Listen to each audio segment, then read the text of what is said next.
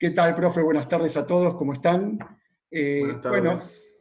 siguiendo con esta línea, ya que comenzamos hace un tiempo, que es transitar el área de capacitación, hoy invitamos a Juan y a Mariano, profesores históricos también de la institución, de la familia del Club Comunicaciones, para abordar el área de la preparación física.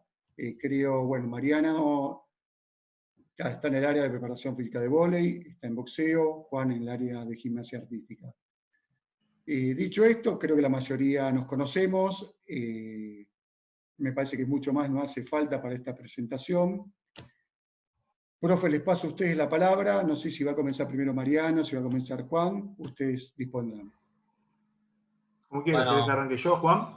¿Arrancas vos? arranco saludando yo Dale. primero a todos. La verdad que hoy nos toca con Mariano dar esta capacitación, la cual podría estar cualquiera de ustedes acá. Veo a Gaby, que tranquilamente la podría estar tomando yo y la esté dando Gaby. La estaría haciendo igual. Los saludo a todos y bueno, Mariano, si querés decirles algo. Sí, nada, comunicarle, bueno, transmitirle a Pedro la alegría que me da. Lo tomo como un mimo, ¿sí? Que me den esta posibilidad. Bueno, ya había hecho el video, quizás medio denso, fue bastante largo, pero bueno, algunos capaz que me conocieron ahí, otros nos vemos de cruzarnos en el club. Tengo la suerte también de que estén acá presentes amigos íntimos, amigos que hemos compartido canchas desde muy chicos, así que es una alegría enorme y lo tomo como un compromiso como les digo, con mucha alegría. Así que bueno, ya metiéndonos en lo que es la clase de hoy, voy a compartir, ¿sí? Pongo directamente la primera, el Power. Arrancar diciendo que cuando planteamos esta charla, ¿sí? Pusimos ese título, creo que creemos con Juanma, como bien dijo antes de pasarme a mí, la bola, digamos, que esto no es una capacitación, sino que es una charla de construcción conceptual grupal entre docentes y profesores y entrenadores. Creo que lo que hacemos con Juanma es justamente deslizar sobre la mesa ciertas temáticas y conceptos para que podamos potenciarlo. Me parece que la idea de nombrar justamente construcción conceptual tiene que ver con esta nueva modalidad o esta nueva tendencia de educación horizontal, ¿sí? Eliminando quizás un poco ese rol tan asimétrico, tan radical, y esa imagen del docente omnipotente que se las sabe todas, con lo cual, bueno, venimos acá a abrir el juego a que entre todos construyamos el conocimiento, ¿sí? Yo vengo predispuesto a aprender de ustedes, de los profes, de entrenadores. Creo que cuando abordamos la cuestión que tiene que ver con el deporte, son muchos los deportes, son muchos los profes, y yo no sé de todos los deportes, con lo cual vengo con intenciones de aprender y de que vayan participando y que vayan tomando la posta, y vayamos cambiando esos roles, que vayan siendo profesor o disertantes, no solo Juanma y yo, sino que todos y todas. Claramente los invitamos a Entonces, todos a interactuar con nosotros en esta presentación. Necesitamos de eso para una mejor construcción. Así que no duden en activar micrófonos y preguntarnos cosas. Nosotros con Mariano capaz nos vamos a pisar e interrumpir a veces, porque bueno, la dinámica de Zoom es así. Pero también no duden en interrumpirnos y en preguntarnos cuestiones con respecto a la preparación física que se toquen hoy, ¿sí? mismo cuando estemos abordando las cuestiones referidas a algún deporte en particular, que puede llegar a surgir como ejemplo, estaría bueno que puedan aportar desde su conocimiento, desde su experiencia, desde su vivencia en el deporte, para poder enriquecer lo que es este conocimiento. Por eso decimos que está abierta la posibilidad, ¿sí?, para que nos corrijan si hay algo que creen que está mal, para reforzar si creen que está faltando un concepto para agregar, siempre obviamente con respeto, con fundamentos, ¿sí? Para que podamos aprender y entre todos y todas llevarnos un aprendizaje y que esto en definitiva pueda potenciar lo que es el staff de profesores y que como vamos a ver en la próxima diapositiva, el punto 1 tiene que ver con jerarquizar la profesión. Si con Juanma planteamos lo que es, o lo que nos gustaría que tenga que ver con un perfil del docente, ¿sí? La idea que nosotros tenemos con esto, con estos puntos, es el de desarrollar un criterio. Los criterios se terminan apoyando por lo general sobre 3 variables. Quizás alguno o alguna va a querer meter alguna variable más. Las 3 son el conocimiento científico, las evidencias, por supuesto, ¿sí? Sería el título, los cursos, esta cuestión de este ida y vuelta, el empirismo o las experiencias vividas, tanto cuando jugaron o hicieron el deporte, como cuando vamos adquiriendo experiencias en el día a día en los entrenamientos. Y la tercera es el sentido común, que tiene que ver justamente con los valores y muchas veces con ese sentido empático que algunas veces los tenemos, otras veces no, que tiene que ver con el ponerse en el lugar del deportista y el entender las situaciones. ¿No, Juanma? Sí, es muy importante la capacitación constante. Esta capacitación para ustedes lo es, porque los deportes con el correr del tiempo van evolucionando, cada vez nos van pidiendo más, las récords se van rompiendo, hay que correr más rápido, hay que saltar más alto, entonces hay que seguir estudiando y profundizando sobre algunas cuestiones que hacen al perfil de preparador físico o entrenador que queremos ser. Mariano, si querés seguir con los puntos Sí. que hay acá. Cuando hablamos de jerarquización, hablamos de que, o planteamos de que mientras nosotros más entendamos cuál es nuestro rol, más vamos a entender cuál es el límite. ¿Sí? Creo que es bien de argentino querer opinar de todo, y muchas veces nos pasa que nuestro ámbito en el deporte pareciera que es un pote donde todos quieren meter cuchara. Y la realidad es que uno también entra en ese ida y vuelta, y si no aprende y no entiende y no se forma, no queda delimitados cuáles son los límites y las responsabilidades y los roles de cada uno, y a partir de ahí plantear lo que es el trabajo interdisciplinario, con lo cual es aprender a delegar y a derivar con otros profesionales. Yo en estos años fui aprendiendo a marcar límites con respecto a cuestiones que no me competen. O sea, yo no me siento capacitado para darle una dieta a alguien, para diagnosticar a alguien de algún tipo de lesión. Sí te puedo, o sí podemos llegar a fundamentar desde el empirismo, desde una lesión, por ejemplo, de qué fue lo que nos pasó, pero de ahí a andar diagnosticando, tenés esto o tenés esto otro, la realidad es que tenemos que aprender a derivar a los deportistas y a las deportistas y a mandarlo a quien corresponde, ya sea un traumatólogo, ya sea un kinesiólogo, ya sea un nutricionista o quien sea. Creo que eso... Sí. Ahí por eso nosotros con Mariano destacamos el perfil del preparador físico, la humildad, porque hay que aprender a reconocer, como dice Mariano, dónde termina nuestro rol y dónde comienza el de otro profesional, para poder tener un buen trabajo interdisciplinario, ¿sí? Pero la humildad es un papel fundamental, ¿sí? Para eso. No todos los preparadores físicos o los entrenadores, con tal de abarcar todo el programa de su proyecto, lo hacen. Y es una cuestión fundamental esa. Sí, o esa frase hecha de que el profesor es padre, psicólogo, nutricionista. La realidad es que algunas veces hay problemáticas, que son las que vamos a ver después, que hacen que uno termine desviándose de su rol en función de esas cuestiones que van pasando. Pero la realidad es que mientras nosotros más capacitados estemos y más entendamos cuál es nuestra función, mejor vamos a poder incidir en la cuestión que a nosotros nos compete.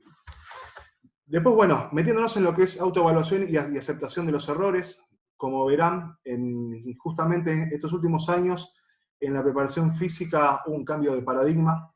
Constantemente se están evaluando y reevaluando sistemas, métodos, creencias que se daban, que hacen que hoy lo que nosotros creemos que está bien, puede ser que en unos años no. De hecho, yo cuando me recibí, más o menos en el 2012,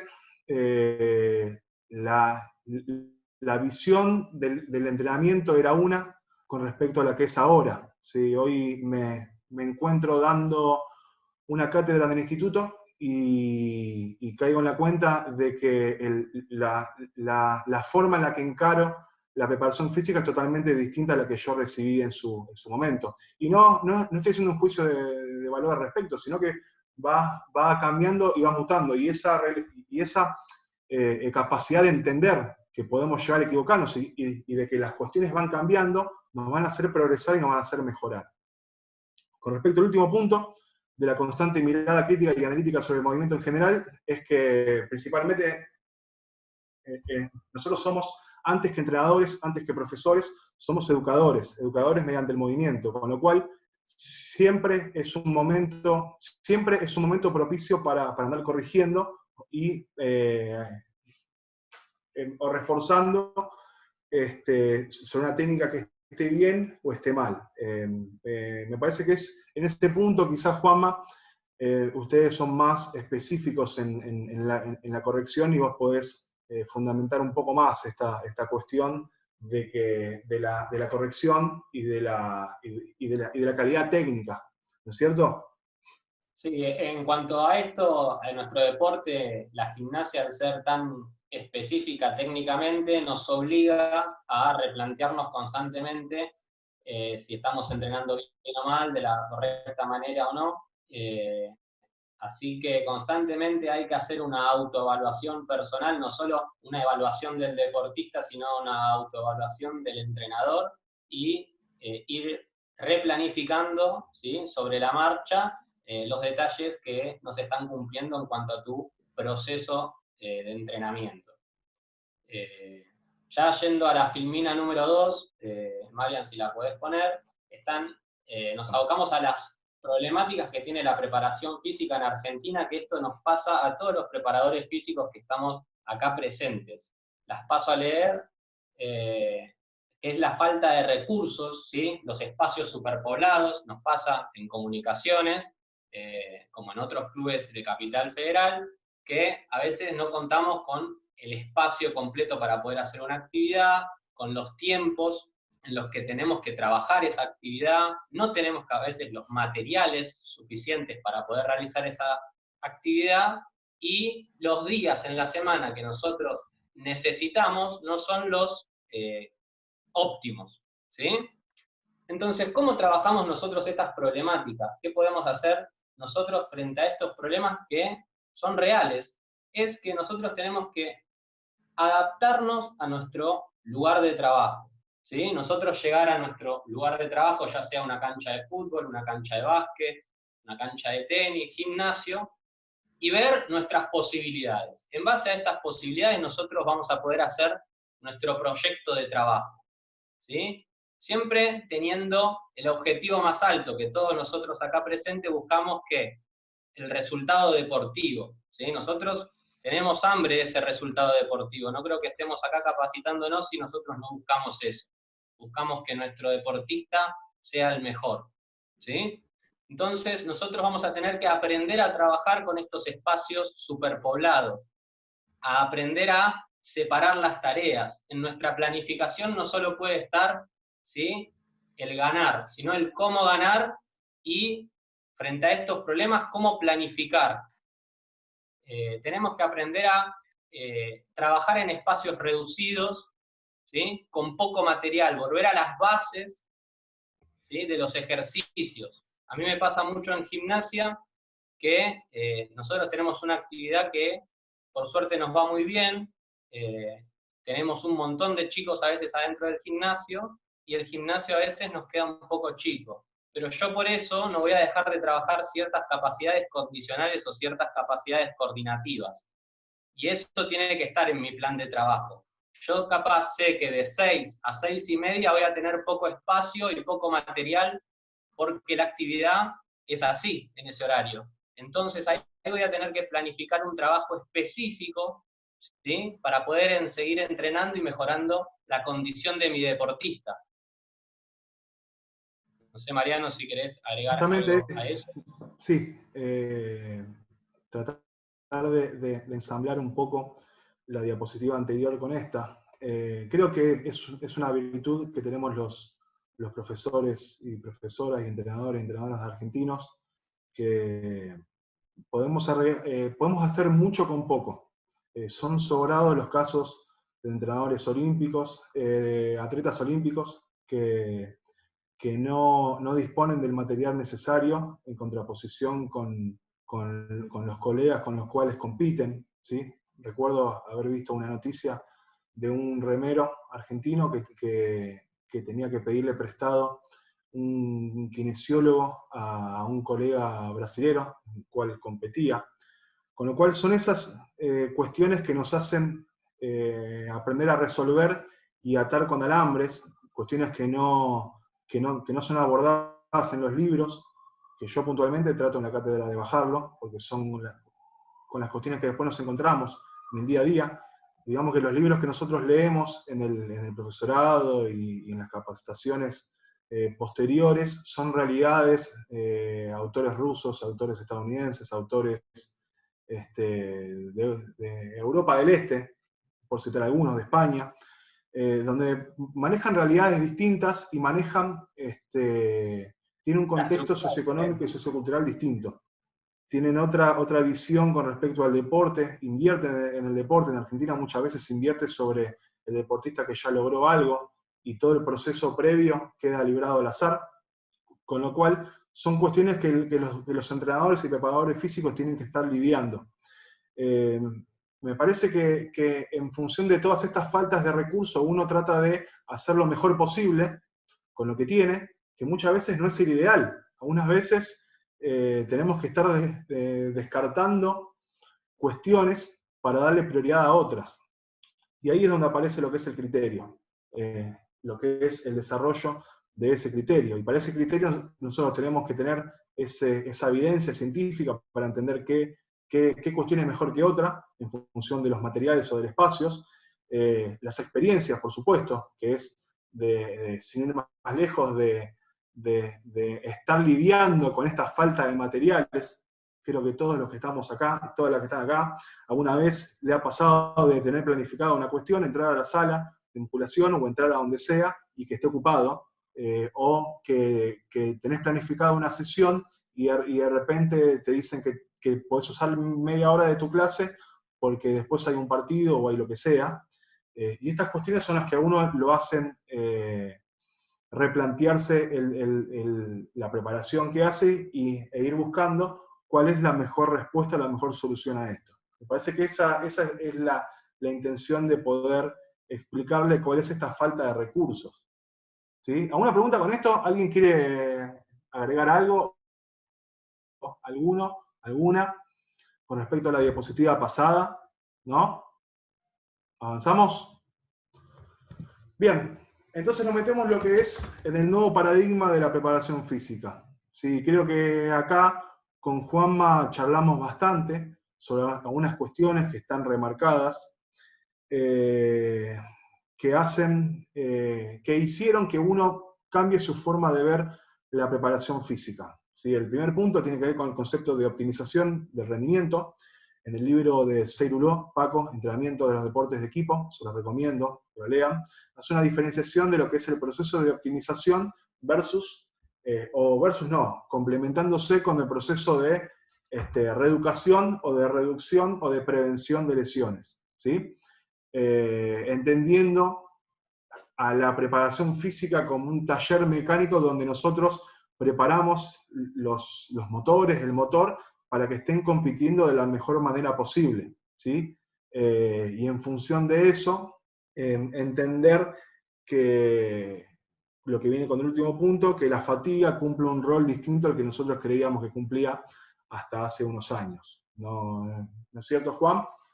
Sí, sí. Acá lo que buscamos es que ustedes, cuando se sienten a planificar, ustedes tienen 2 horas, 3 veces a la semana en el gimnasio a los chicos, tienen que optimizar ese tiempo, ¿sí? Ahí más abajo está el concepto funcional, que después lo vamos a ver, pero tienen que optimizar esas 2 horas, 3 veces por semana.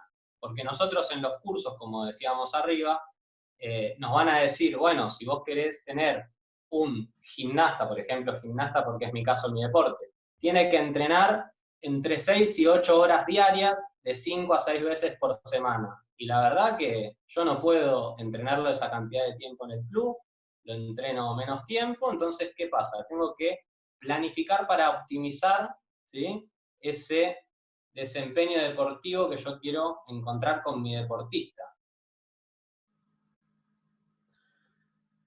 Bien, después vamos a ver que el segundo punto tiene que ver con la funcionalidad, que no tiene nada que ver con el concepto o el sistema S que muchas veces nos quieren vender, sino que tiene que ver con la funcionalidad del entrenamiento, que si lo abocamos a cuestiones extradeportivas, digamos que los objetivos pueden ser cualquiera. Y si analizamos cuáles son los entrenamientos funcionales, nos vamos a dar cuenta que no pueden estar más alejados de la realidad. Digamos que el entrenamiento funcional es todo entrenamiento abocado a algo, ¿sí? Si estamos fuera del deporte, el objetivo puede ser cualquier cosa, desarrollar el antebrazo. Y un entrenamiento de 2 veces por semana de media hora de antebrazo está cumpliendo con su funcionalidad. Ahora, cuando hablamos del deporte, la funcionalidad tiene que ver con un para qué, con un por qué. ¿Por qué estamos entrenando? ¿Para qué? Y si bien el entrenamiento no es una ciencia exacta, hay momentos donde sí hay que tratar de ser lo más básico, lo más elemental posible y aplicar el sentido común. Con lo cual tiene que ver con la correspondencia aplicada al deporte o cómo se transfiere positivamente lo que nosotros hacemos para poder transferirlo justamente en el deporte. Y ahí es donde tenemos lo que es el entrenamiento de patrones de movimiento, ¿sí?, versus entrenamiento muscular, o entrenamiento de los músculos, que era lo que antes se venía trabajando, ¿sí? Sabemos que los gestos deportivos están compuestos por patrones que se conjugan, ¿sí? Tenemos empujes, tracciones, empujes de piernas, tracciones de piernas, transportes, que tienen que ver con el núcleo, rotaciones, saltos, y no sé si me olvidaré de alguno más. Ahí, como autores, les dejo para que vean después, ¿sí? Gambetta es el primero que estableció esta funcionalidad. Después aparecieron autores como Boyle y Gray Cook. Boyle es un entrenador reconocido, Cook es un fisioterapeuta estadounidense, donde ellos plantean justamente esta cuestión del entrenamiento unilateral, ¿sí?, versus el entrenamiento bilateral, entendiendo la demanda que tiene sobre el núcleo o el tronco cuando hacemos un trabajo sobre 2 piernas o trabajo sobre una pierna, y entendiendo que en el deporte, salvo en escasos ejemplos, caso remo, caso levantamiento, y algún que otro gesto específico de algún deporte, se hace sobre una sola pierna.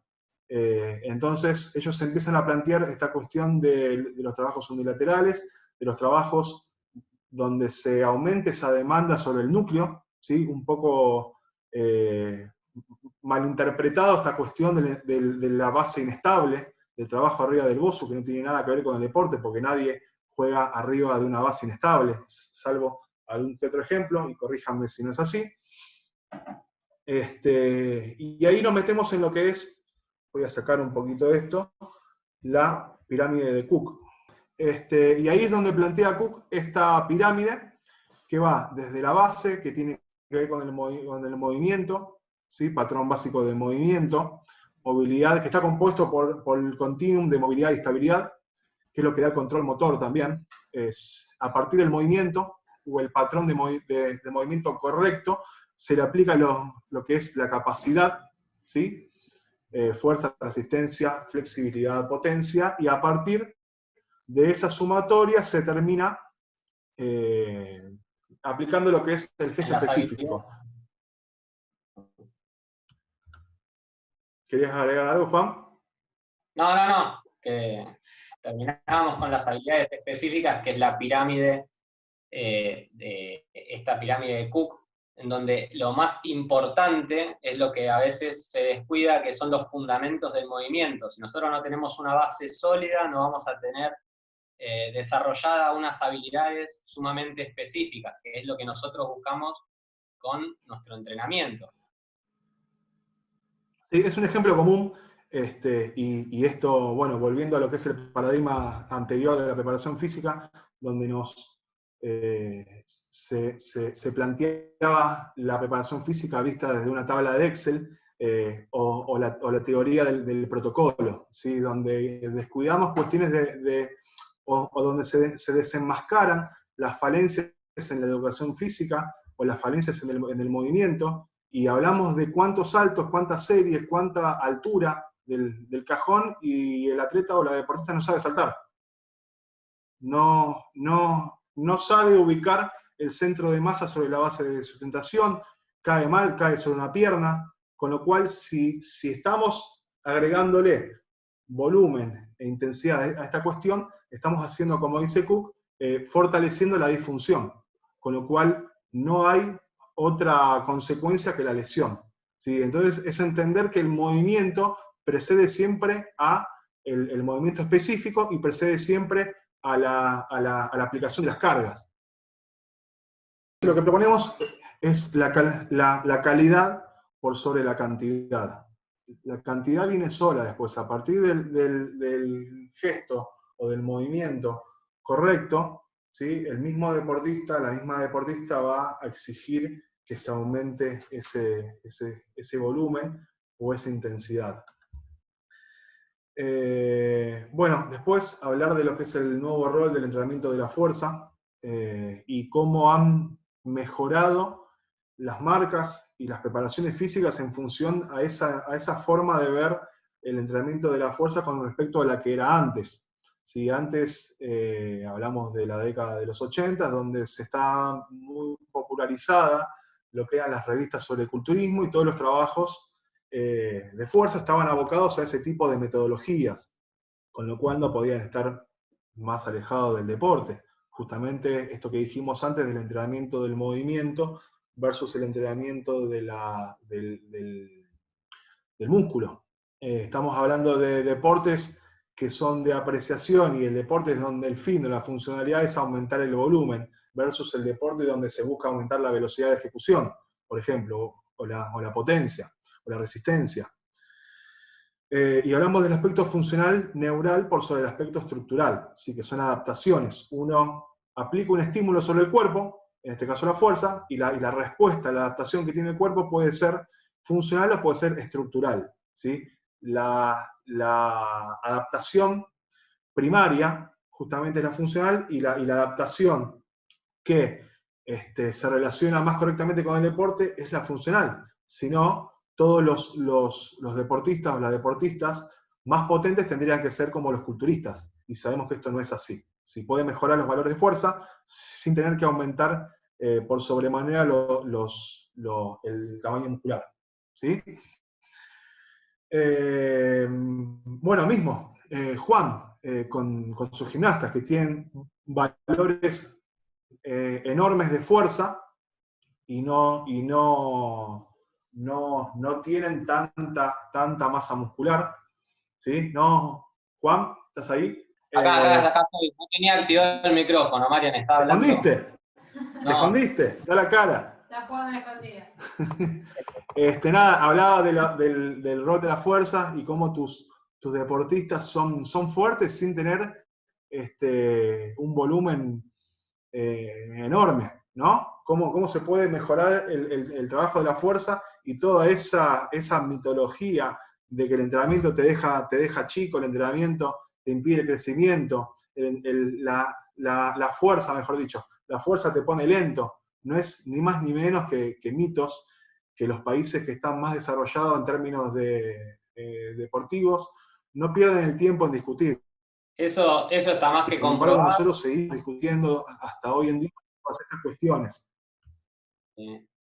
La gimnasia va en contra de todo eso. La verdad que nosotros en la gimnasia podemos encontrar chicos extremadamente fuertes, ¿sí? A la edad de 9, 10, 11 años. Es más, hace 2 años yo fui a Cuba a hacer una capacitación de gimnasia y en un momento paso por el gimnasio de pesas y tenían ahí a los chicos infantiles, le dicen ellos, infantiles con 10, 11, 12 años, haciendo movimientos con pesas, ¿sí? Trabajando esa estimulación neural, ¿sí? Para después, cuando tengan un cuerpo adulto, poder desarrollar. Los deportistas pequeños que nosotros estamos entrenando pueden entrenar la fuerza, ¿sí? No está mal entrenar la fuerza. Es más, si nosotros buscamos ese deportista de alto rendimiento, vamos a querer que hagan trabajos de fuerza, ¿sí? A temprana edad, que aprendan a coordinar neuralmente esos movimientos, para después que cuando sean adultos puedan explotar al máximo sus capacidades condicionales, ¿no? Totalmente. Por eso también muchas veces llega a los oídos de los padres y de algunos entrenadores que los entrenamientos no va de la mano con el entrenamiento de la fuerza, no va de la mano con los chicos, y la realidad es que muchas veces no queda definido cuál es el entrenamiento de la fuerza. Básicamente acá estamos todos haciendo fuerza de alguna u otra forma, ¿sí? Hacer fuerza no es solamente hacer una sentadilla arriba del 90% o hacer una triserie de bíceps, sino que uno está haciendo fuerza constantemente. En el deporte, cuando hace un gesto técnico y lo hace de manera correcta, es porque está aplicando fuerza en el momento indicado y de la forma indicada. Y esas adaptaciones son funcionales, son neurales. Tiene que ver, si nos metemos un poco en lo que es fisiología, con coordinación intermuscular, ¿sí? Y tiene que ver con músculo que se relaja versus músculo que se contrae, de manera más fina. O sea, esa es la relación. Ahora, un padre que te plantea que no hagan fuerza, cuando son chicos, de repente le cuelga una mochila de 4 kilos en la espalda, y eso no es hacer fuerza. O lo ve al nene que juega al fútbol y le pide que trabe con las 2 piernas, y eso no es hacer fuerza. ¿Sí? Esa colisión, ese contacto no es hacer fuerza. Hacer sentadilla fuerza, chocar en el rugby a los 9 años no es fuerza.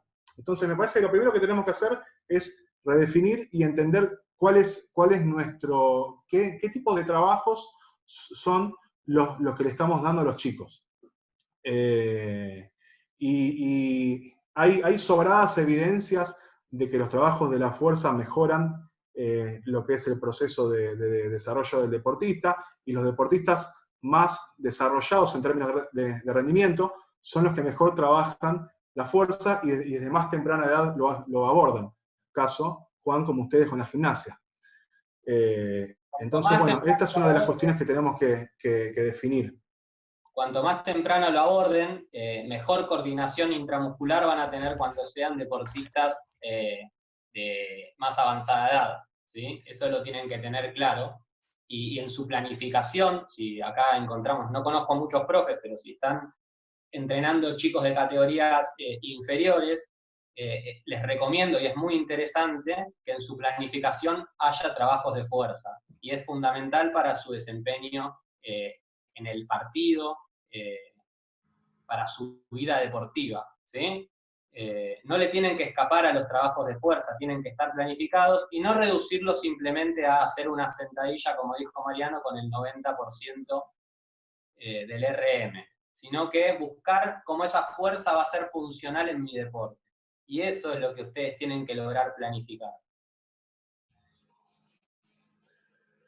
Totalmente, por eso les digo, los que afirman que no hagan fuerza cuando son chicos es porque vieron una tabla que decía que la explosión hormonal en el adolescente es a partir de los 15, 17 años, 15 en la mujer, 17 en el hombre, y que el trabajo de fuerza se tiene que hacer así.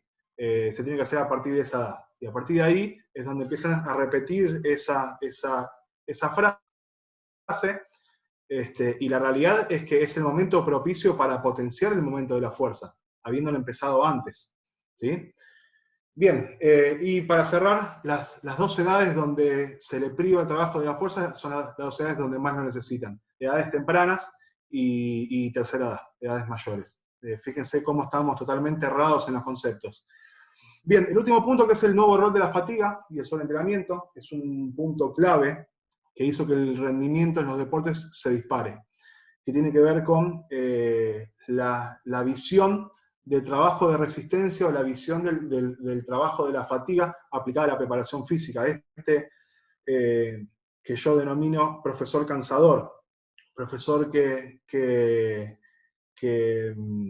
es calibrado o analizado según el nivel de fatiga que produzca en el deportista. La realidad es que si nos vamos a guiar por la fatiga y el sobreentrenamiento, no hace falta estudiar nada, solamente hace falta mirarle la cara al deportista, a ver qué tan rojo está y qué tan cansado está. Me parece que la fatiga no tiene que ser utilizada como un fin en sí.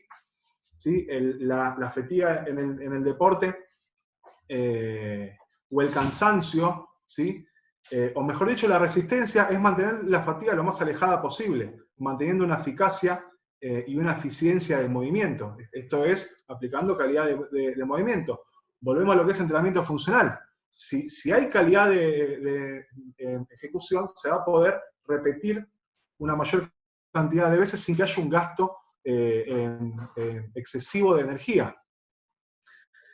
Y ahí hay algunas cuestiones que tenemos que tener en cuenta, ¿sí? Que tiene que ver con ese desorden gestual que se da cuando nosotros proponemos un ejercicio, ¿sí? Y no hacemos hincapié en las pausas y en la densidad, esta relación o este continuo entre lo que es intensidad y volumen. Intensidad es el aspecto cualitativo, que si nos metemos en la cancha tiene que ver con la velocidad de ejecución. Mientras yo más rápido me mueva, va a ser más intenso, ¿sí? Y como bien sabemos, o como bien nos dijeron en el entrenamiento, es inversamente proporcional al volumen. Con lo cual, si nosotros estamos pretendiendo que haga un trabajo intenso, ¿sí?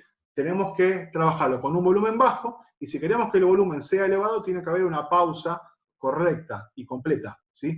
Digamos que antes el trabajo de resistencia era básicamente fatigarse, ¿sí? Desarmar la técnica y entrenar en presencia de fatiga. Creo que hoy en día se cambió, se busca la calidad de ejecución y se trata de aplicar la carga de manera correcta. Volvemos a la pirámide de Cook. Si movimiento precede a la condición física. Lo que hay que tener en cuenta en cuanto a preparación física es que cuando aparece la fatiga, ¿sí? Hay que priorizar la calidad técnica, ¿sí? Por sobre el volumen del entrenamiento que le queremos dar ahí al deportista.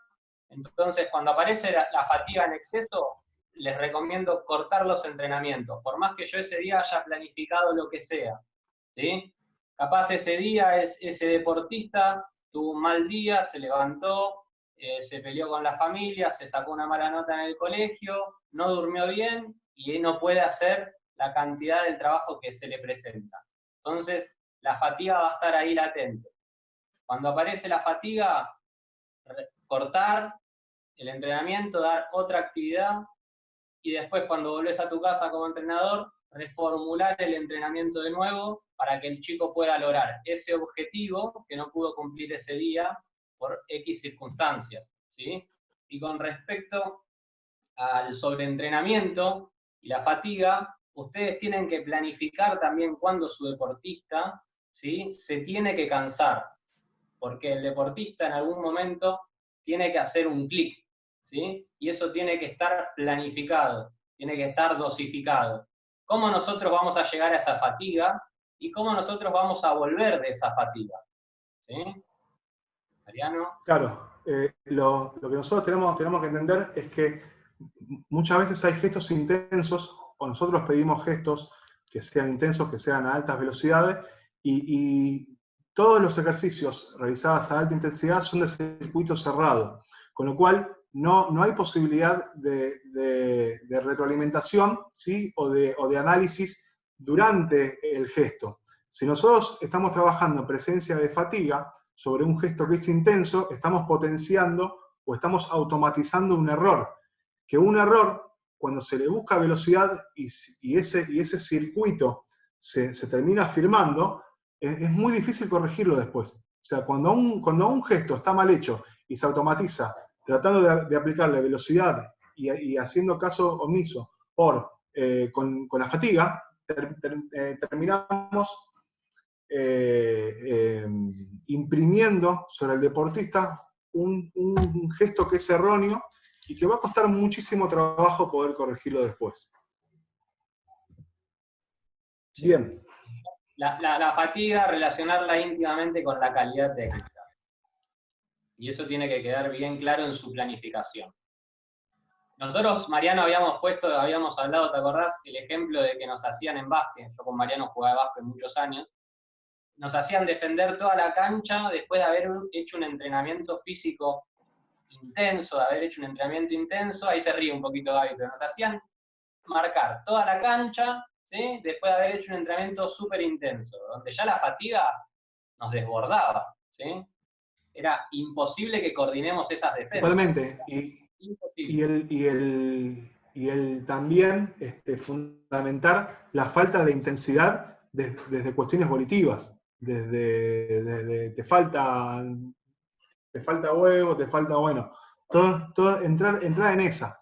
Y me parece que es va un poco más allá de las cuestiones volitivas y las cuestiones de ganas. Si vos venís hace 2 horas haciendo un entrenamiento, tuviste preparación física, tuviste otro tipo de trabajos después, sobre el final del entrenamiento cuesta mucho poder sostener la misma intensidad. Esto es así. Y si uno pretende tratar de trabajar sobre cierta intensidad, tiene que haber una pausa, tiene que haber los factores de la carga que estén de acorde a ese objetivo que nosotros queremos trabajar o queremos plantear. Bien, metiéndonos, bueno, después de haber visto todas las problemáticas y todas estas cuestiones, nos metemos un poquitito en lo que es el análisis y requerimiento de los deportes. ¿Sí? Cuando planteamos la palabra ejecución sensomotriz, estamos haciendo hincapié a el juego entre sistema nervioso central y muscular, ¿sí? Todo eso basado en la toma de decisión, ¿sí?, o en la elección de hacer un movimiento y no otro.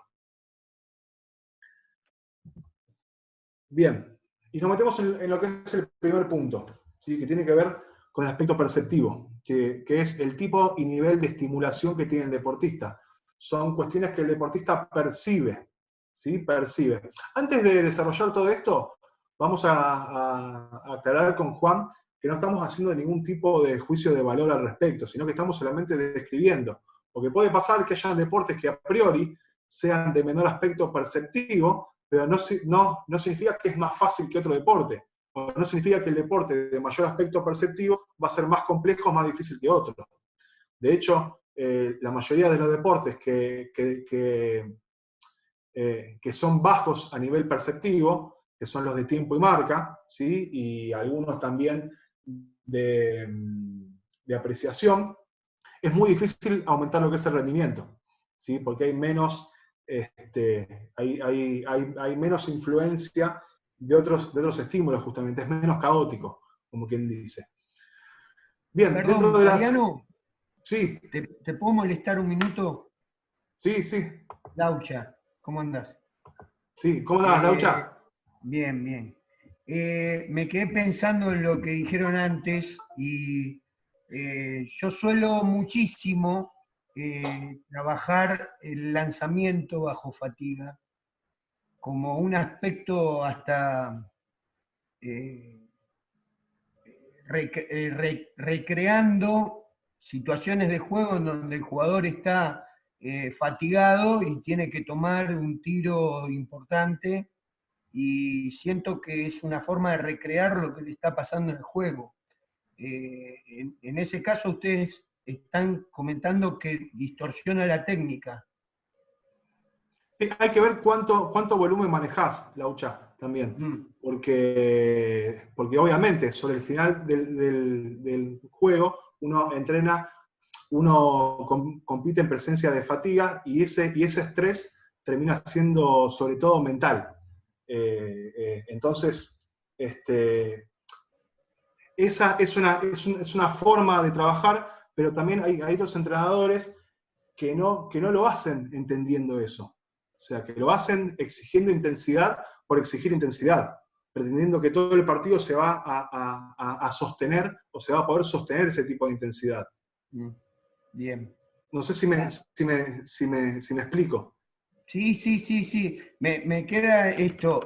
Ahora el campeón de España, dirigido por Dusko, el Baskonia, el entrenador ese trabaja muchísimo desde lo físico, lo volitivo. Y por eso también me quedó este mensaje que vos decís como contradictorio, pero bueno, son formas y me parece que lo que dice Juanma está mucho más enfocado al deporte individual, a lo mejor. Claro. Puede ser. Claro. Sí, Laucha, en realidad... con respecto a lo que vos decís, tenés para mí una correcta visión. Vos lo que haces es ahí que tu deportista busque una situación similar a la de la competencia para poder resolver de la mejor manera. Claro. El tema que Pasa aclaramos que...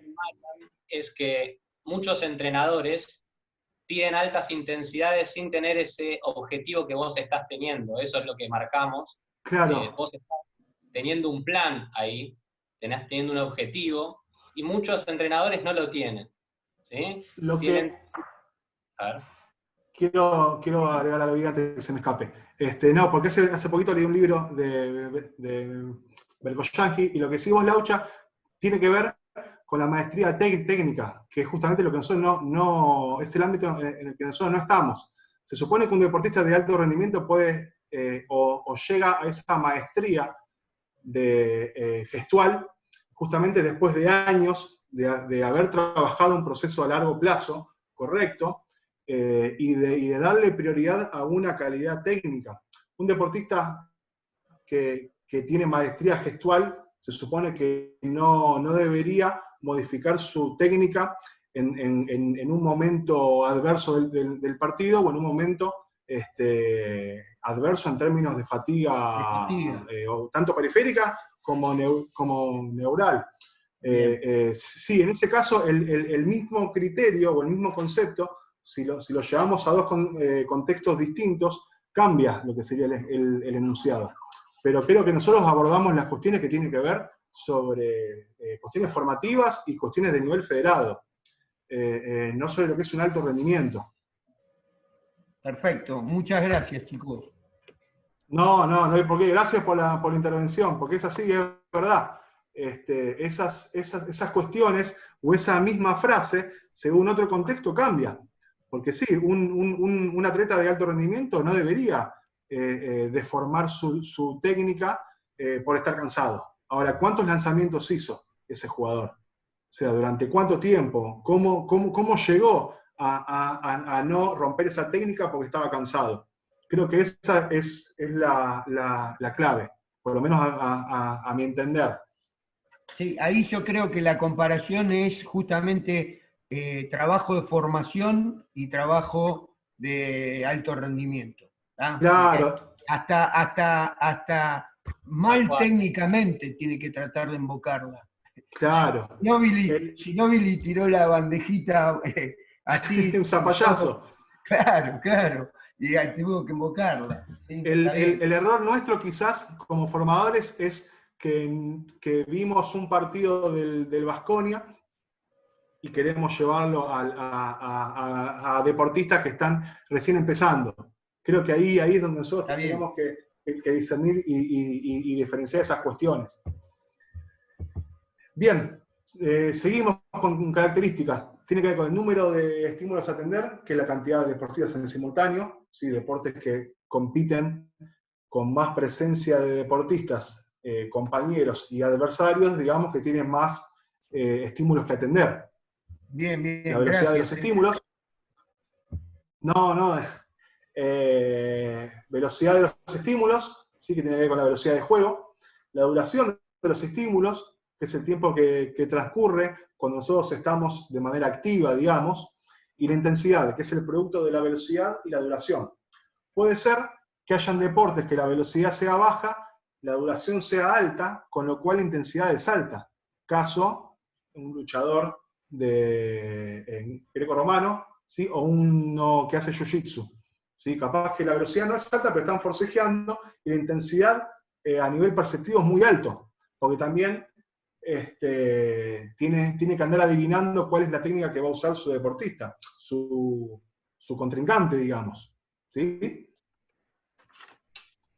¿Querés agregar algo más, Juanma, con esto? No, estamos bien, avancemos un poquito que nos queda poco tiempo. Dale. Nada, para cerrar con esto, ¿qué herramientas o para qué nos sirve esto?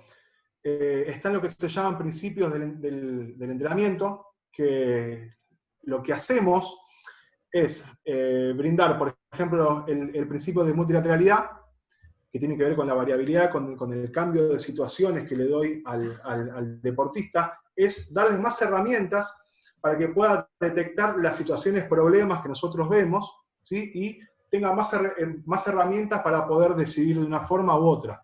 Si nosotros no cambiamos el nivel de estímulo, ¿sí? Vamos a terminar generando que el deportista resuelva siempre de la misma forma, porque no tiene herramientas. ¿Sí? Es como quien dice que si le das a alguien en su caja de herramientas solo un martillo, termina viendo todo como un clavo. ¿Sí? Entonces me parece que la idea de esto es esta. ¿Sí? Y es jugar un poco con el tema de los espacios y la cantidad de jugadores en los deportes que son de colaboración o oposición. ¿Sí? Jugar con 2 móviles, con 2 pelotas, jugar, bueno, en su caso, Laucha, capaz que hacen con varios aros en edades tempranas, ¿no? En lo que sería el mini básquet, delimitar un poco o achicar un poco los espacios, ¿sí? Trabajar con superioridad numérica, en inferioridad numérica, son todas cuestiones que hacen que el deportista empiece a detectar y aprender a resolver. Bien, ahí pusimos la imagen para que vean qué tipos de analizadores sensoriales tiene el cuerpo, ¿sí? Tacto, oído, vista, gusto y olfato. Digamos que los 3 de arriba son los más visibles en el deporte. No sé, corríjame a alguien si le parece que hay algún ejemplo para los 2 puntos de abajo, ¿sí? Bien, después tenemos ejemplos del aspecto perceptivo.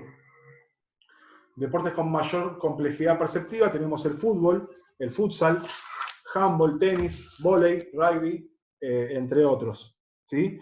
Deportes con menor complejidad perceptiva tenemos lo que es la gimnasia, levantamiento olímpico, pruebas individuales de atletismo, entre otros. Se ve abajo el claro ejemplo como en un partido de básquet están todas las opciones disponibles, ¿sí? Donde hay, es un 5 versus 5, es un partido propiamente dicho, y hay tantas técnicas como deportistas, ¿sí? Con lo cual a nivel perceptivo es mucho mayor.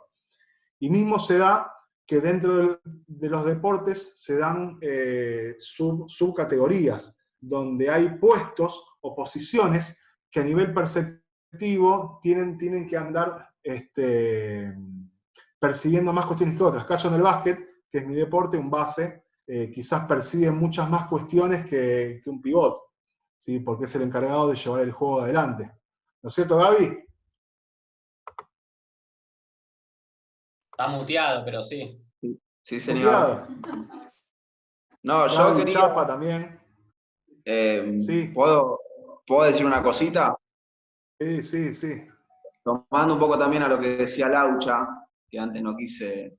A ver, un poco los dos tienen razón en el sentido de que la fatiga va a estar siempre. El tema es nosotros como entrenadores o como preparadores físicos gestionamos esa fatiga y cómo en situación de entrenamiento uno puede dosificarla y tratar de prescribir en qué momento debe aparecer y de qué manera. Después en una situación de juego va a haber multiplicidad de variables donde va a depender la fatiga de ese juego, digamos. Las características del rival, el nivel de entrenamiento de los jugadores, el nivel de competencia, etc. Entonces, no, creo que no se puede discutir si fatiga sí, fatiga no. El tema es cómo la gestiono. Por eso Gaby, era lo que hablábamos al principio, de utilizar la fatiga no como un fin en sí, sino como una variable más del entrenamiento, con la cual uno la gestiona, como decís vos. ¿Sí? Pero no entrenar meramente para cansar. No, claro, Marian, si me dejás agregar algo a lo que vos decís recién, antes se creía que a más fatiga el entrenamiento iba a ser mejor y iba a conseguir más resultados. Y entonces creo que lo que quieren diferenciar ellos es eso, en ese punto. Después fatiga va a haber siempre, porque, por ejemplo, el ejemplo que tiró el Laucha, hay fatiga, pero diferenciar esta cuestión de lo tradicional, más que nada de lo tradicional con lo un poco más actual. Totalmente, sí. Creo que esa entre esos aportes, creo que redondeamos la idea a lo que quería llegar. ¿Sí? Gracias por la intervención. Con esto? Sí. Quisiera cerrar con esto y después decir que no solamente la fatiga tiene que ser fisiológica o física. A ver, ustedes lo están diciendo acá, en deporte de situación, que son los que de mayor demanda perceptiva, como nombraste al principio, también tenemos que tener en claro que toda esa demanda perceptiva tiene como consecuencia una fatiga, ¿no? La cantidad de estímulos emocionales o la cantidad de estímulos en lo que tiene que ver con la toma de decisiones que tiene que tener un deportista en sus distintas etapas, también conllevan a saber gestionar la fatiga. Por eso no es... Marian, poné la diapositiva que sigue, Marian, que está hablando de justo lo que dice Gaby, que es la cantidad de decisiones, la cantidad de respuestas posibles, todo eso genera... Perdón que me adelanté. No, Gaby, está bien, perfecto. Seguí que te interrumpí yo para que ponga Es que tiene que ver con todo. O sea, uno decide en función de lo que percibe. No es que decir, si no caemos en lo que decíamos antes, terminás generando un automatismo sin analizar la situación. Jugadores que deciden, sí. Disculpa, ¿cómo estás, Hernán? Me parece, lo que te quería decir es que una cosa me parece para, digamos, marcar más todo lo que estaba diciendo más que nada Gaby, es que una cosa es entrenar la técnica bajo fatiga y otra cosa es entrenar la toma de decisión. Claro. Parece que hay una gran diferencia. Una cosa que vos hagas a lo último, cuando estás fatigado, algún tipo de ejercicio en donde tenés que decidir, y otra cosa es en un deporte cerrado que exijas una técnica X cuando el deportista ya está fatigado. Son dos cosas distintas.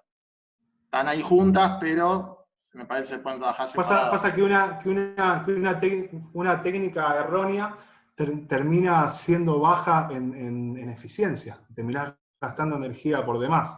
No, pero ponele un ejemplo, ¿no? Si yo hago en handball, o en básquet, o en fútbol en futsal, hago un 3 contra 2 al final, con toma de decisión, no es lo mismo que, qué sé yo, me ponga a trabajar técnicamente el suspendido. Claro. Sea impecable. A eso el tema, Hernán, a lo que voy es utilizar la fatiga como un fin en sí, en un momento capaz que no va, con una técnica que no va, que es lo que muchas veces vemos. Vos trabajes lo que es un contraataque, porque capaz que te puede pasar en un final de un partido, te vas 3 contra 2, estás empatado y tenés que ganarlo. Entonces, hay que aprender a lidiar con ese estrés mental, ¿sí? Y cómo eso termina condicionando a nivel físico, sin duda. Claro. Siempre estamos hablando de cuerpo y mente. El tema es cuando cuando alguien utiliza la fatiga en sí y basa sus entrenamientos solamente en términos de fatiga. Y frases como lo que decía qué buen Nacho, entrenador, qué buen preparador, nos dejó destruidos. Y como si eso fuera algo positivo. Creo que a eso es donde voy. A ese tipo de frases. O uno, capaz que cuando era jugador, decía, qué bueno tal persona, nos dejó todo dolorido. O hoy no hicimos nada porque no me duele nada. Creo que eso esas cuestiones históricas que uno las mamó, porque creo que casi todos y todas los que estamos acá pasamos por ese tipo de fundamentos de entrenadores y preparadores físicos y creíamos que estaba bien. O sea, que no podíamos, yo no podía concebir un entrenamiento si no me dolía todo. Y la realidad es que no te tiene que doler nada. O sea, si vos el movimiento lo haces bien y entrenás bien, no te tiene que doler nada, salvo determinados momentos puntuales. Creo que ese es a donde quiero ir. Y por eso está bueno que vayan participando, porque nos hacen con Juanma que nos ordenemos un poco y que nos redireccionemos. O muchas veces uno cuando baja algo queda preso de la diapositiva o del trabajo que preparó y sigue y deja cuestiones que son importantes como estas. ¿Sí? Así que te agradezco por la intervención. Quedaría un poquito por ver, no solo trabajar sino las capacidades condicionales, sino que también trabajar las coordinativas, no dejarlas tanto de lado. Y también nos faltó tocar un poquitito los sistemas energéticos. Y ese sería el cierre de este PDF que tenemos, pero con Mariano habíamos pensado en un segundo, no sé, ahí Marian compartirles, que habíamos pensado sobre trabajos preventivos y trabajos sobre el core y el núcleo. Y desarrollar un poco más este concepto de entrenamiento funcional aplicado al deporte. Démosle por ahí un cierre hoy, no sé si alguno tiene alguna duda más, alguna consulta, y continuamos en el próximo encuentro. Dale. Discúlpame, Gustavo. Entonces, cerramos en el día de hoy y convocamos para el día jueves que viene a las 6 de la tarde. Exacto. Muy bien. Mariano, Juan, quedamos así entonces. Dale. Sí. Muy bien, profes, que tengan todos muy buenas noches. Ha sido un gusto verlos y felicitaciones por esta primera etapa de capacitación en el área de entrenamiento. Un abrazo para todos. Dale, abrazo grande para todos. Chao, hasta luego, gracias. Chao, gracias. Chao.